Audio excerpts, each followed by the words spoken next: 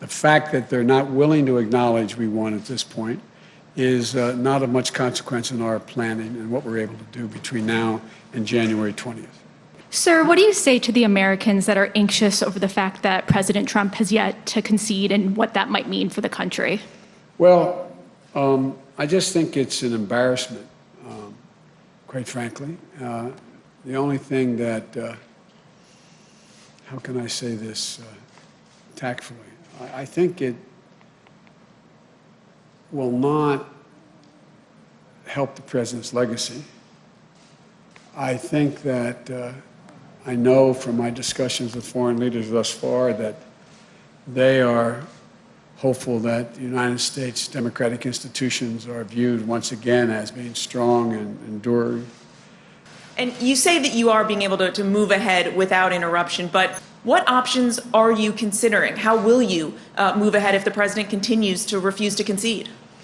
Well, look, access to classified information is useful, but I'm not in a position to make any decisions on those issues anyway.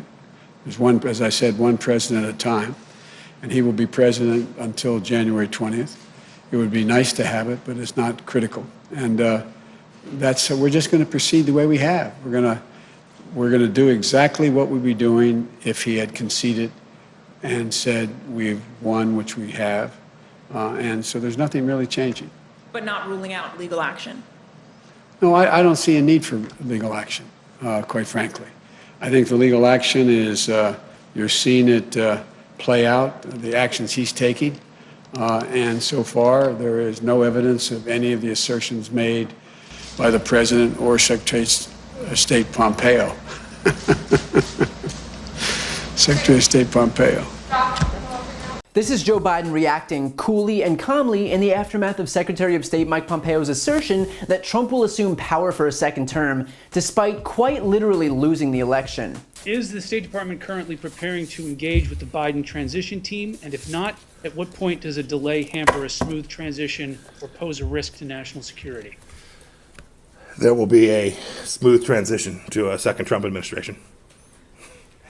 All right, we're ready. The world is watching what's taking place here. We're going to count all the votes. When the process is complete, there'll be electors selected. There's a process. The Constitution lays it out pretty clearly.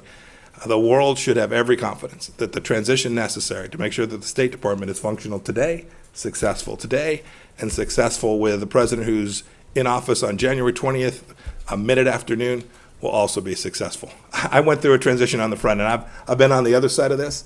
I'm very confident that we will do all the things that are necessary to make sure that the government, the United States government, will continue to perform its national security function as we go forward. So you believe there's widespread voter fraud, that the reports that we're getting from Pennsylvania, from Michigan, showing vote totals in massive leads or significant leads with 99% reporting are going to be overturned, and that the United States failed to conduct a fraudulent free election? Rich, I'm the Secretary of State.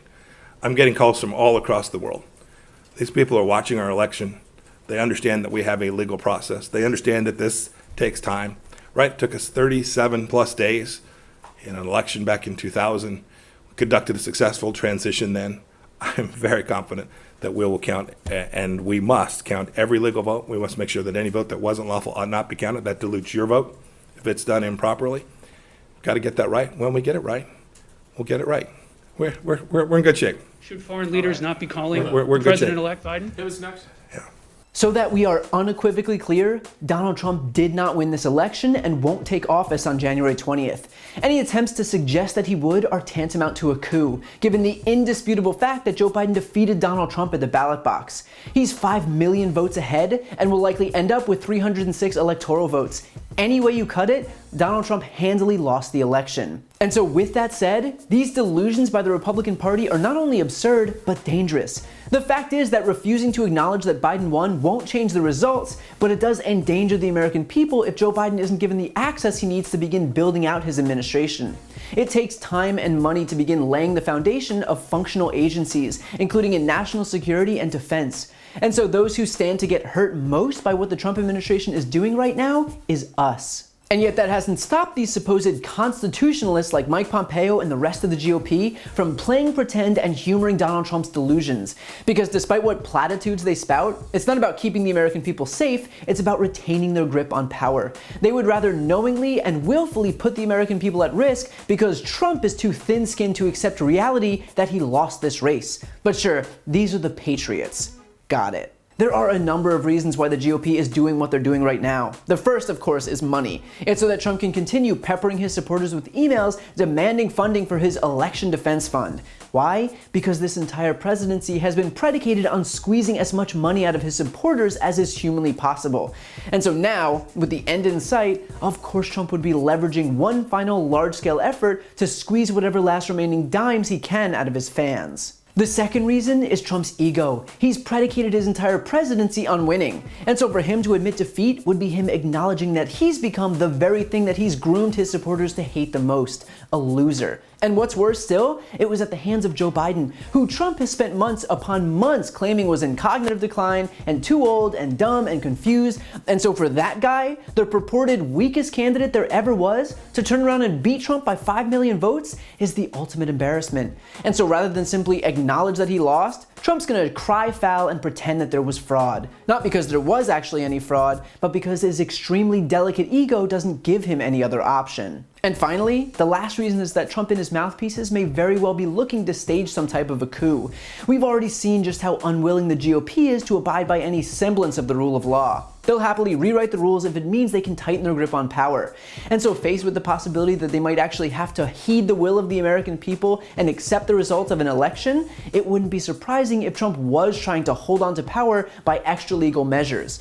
While that doomed effort would be un-American, it wouldn't at all be surprising for a president who has little to no regard for the laws of the country he's presiding over. But I would say this, whether it's money or ego or a dangerous effort to seize power or some combination of the three, he won't succeed. The states will finish counting the votes and those results will be certified. Trump has no say in overturning these results, meaning that no matter how much he pounds his fists or stomps his feet or posts caps lock screeds on Twitter, he's going to leave office on January 20th, whether he does it on his own volition or whether he has to be dragged out of office by the Secret Service. But the fact that he and the rest of his party would try is a testament to just how dangerous these people are. And I don't say that lightly, but the fact that they're actively and willfully undermining faith in our most core institution, our free and fair elections, goes to show that these are not people who believe in democracy. These are not people who believe in the rule of law. These are not people who believe in the United States. Their only concern is themselves and their own pursuit of power. So our job is this. Even though the election is over, given what you're seeing here, our job is to not get complacent.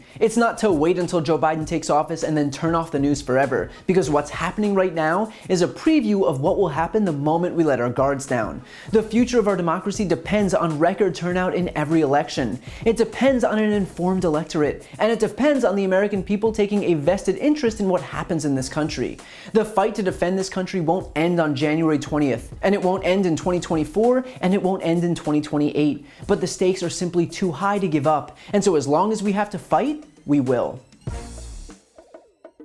If you like this video, please check out my podcast, No Lie with Brian Tyler Cohen, where I take a deep dive into the week's most important stories and interview major players in politics, including Kamala Harris, Katie Porter, Adam Schiff, Nancy Pelosi, Eric Swalwell, Mary Trump, Al Franken, Cory Booker, and many, many more. Again, that's No Lie with Brian Tyler Cohen, available anywhere you listen to podcasts.